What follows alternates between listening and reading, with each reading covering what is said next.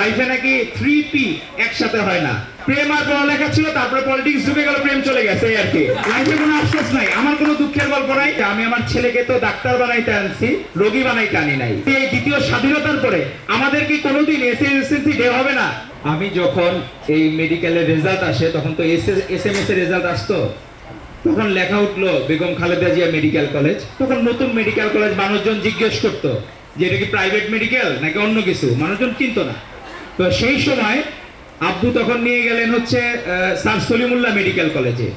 সেখানে যাওয়ার পরে তখন সে গাড়ি থেকে নামার পরেই তখন নাকে হঠাৎ করে হাত দিয়ে দিলেন, যে উনি বললেন যে আমি আমার ছেলেকে তো ডাক্তার বানাইতে আনছি, রোগী বানাইতে আনি নাই। সেই জায়গায় উনি সেখান থেকে আমাকে নিয়ে আসলেন সরওয়ার্দী মেডিকেলে। তো আমি অনেক জায়গায় যাওয়ার সুযোগ হয়, আমার বিভিন্ন মেডিকেলে আমি বিভিন্ন ডেতে যাই। এই কয়েকদিন আগেও এসএসএমসি ডে হলো মিটফোর্ডে, আমি ওখানে গিয়েছিলাম। আপনারা অনেকেই হয়তো মেডিকো শিক্ষার্থী থাকবেন। মেডিকোর সিইও যিনি আছেন উনি আমার অত্যন্ত ঘনিষ্ঠ, উনি আমাকে জোর করে নিয়ে গেছেন। তো আমার তখন আফসোস ছিল যে আমরা যদি এই দ্বিতীয় স্বাধীনতার পরে আমাদের কি কোনোদিন এসএসসি ডে হবে না, আমার আফসোস ছিল।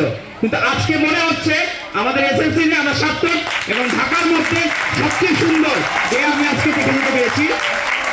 আর আপনাদের জন্য একটুখানি বলে যেতে চাই যে আমি যখন এই শিক্ষা জীবন শুরু করেছি এই জায়গায়, তখন আমাকে প্রথমেই বলতো যে লাইফে নাকি 3P একসাথে হয় না, প্রেম, পড়ালেখার, পলিটিক্স।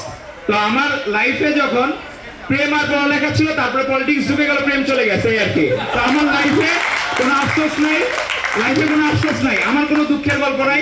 কারণ আমি এমনও হয়েছে যে আমি ট্রেনের যেমন বাড়তেও গেছি, ট্রেনের হচ্ছে রান্নাঘরে, কিচেনের ওইখানে মানে লুকায়া টিকিট ছাড়াও আমি গিয়েছি। আমার সব ধরনের অভিজ্ঞতা আছে, আমার লাইফে কোনো আফসোস নাই।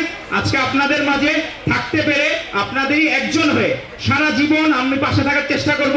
আমি আমার ক্ষুদ্র জায়গা থেকে, আর এখানে যখন এমএমসি ডে হইতো, আরএমসি ডে হইতো, আমার আফসোস থাকতো যে আমাদের কোনোদিন ডে হবে না।